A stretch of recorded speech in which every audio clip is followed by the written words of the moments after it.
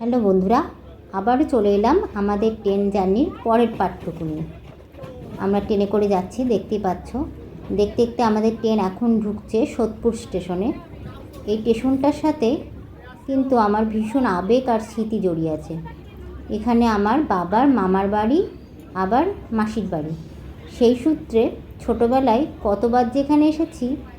আর দাদু ঠাকুমা আমাদেরকে খুবই ভালোবাসতেন। আজও কত কথা মনে পড়ে যায়।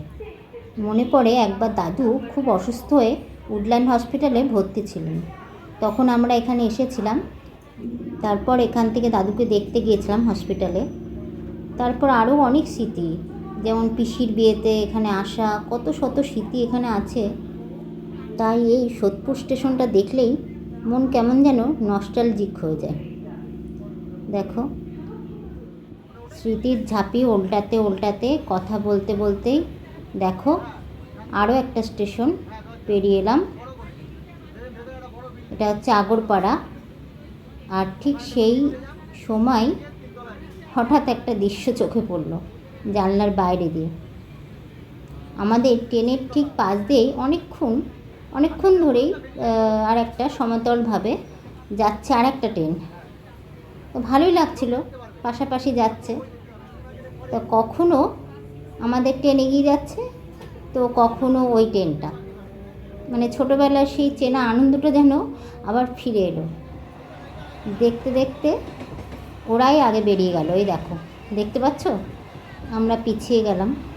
দেখতে দেখতে আমরা চলে এলাম বেলঘরিয়া স্টেশনে। এই দেখো, সামনে বেলঘরিয়া লেখা। মানুষের জীবনে কত শত স্মৃতি থাকে, তাই না? যেগুলো সারা জীবনের জন্য হৃদয়ে গেঁথে থাকে।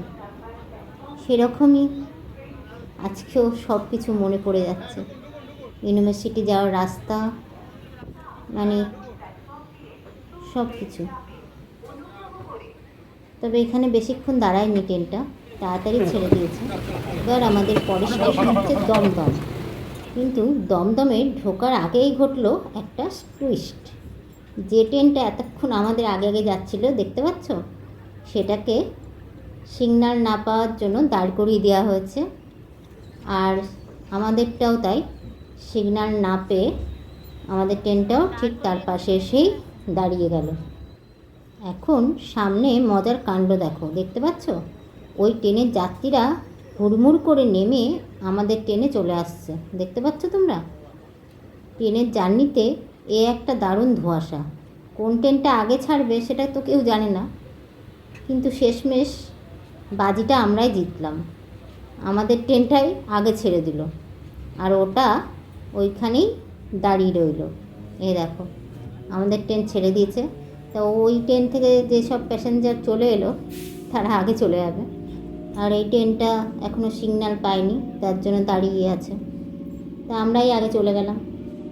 আমাদের ট্রেনের আগে আগে যেতে গিয়েও পিছিয়ে গেল, আমরাই চলে গেলাম। অবশেষে চলে এলাম আমার ভীষণ প্রিয় জায়গা দমদমে। এই প্ল্যাটফর্মে পা রাখলেই বুকের ভেতরটা কেমন যেন করে ওঠে। একটা সময় ছিল যখন ঠিক প্রতিদিন আমাকে এখানে আসতে হতো। এইখানেই ট্রেন থেকে নেমে আমি যেতাম আমার ভালোবাসার রবীন্দ্রভারতী ইউনিভার্সিটিতে। কলেজের সেই দিনগুলো, সেই পুরনো স্মৃতিগুলো আজও মনের মণিকোঠায় সারা জীবনের জন্য গেঁথে রয়েছে। স্মৃতি আর ভালো লাগার মোড়ানো আজকের ভিডিওটা ঠিক এই জায়গাটায় শেষ করছি। ট্রেন জার্নির পরের পার্টটুকু নিয়ে খুব তাড়াতাড়ি আবার তোমাদের সাথে দেখা হচ্ছে। তাহলে আজকের মতো টাটা, বাই বাই। সবাই খুব ভালো থেকো।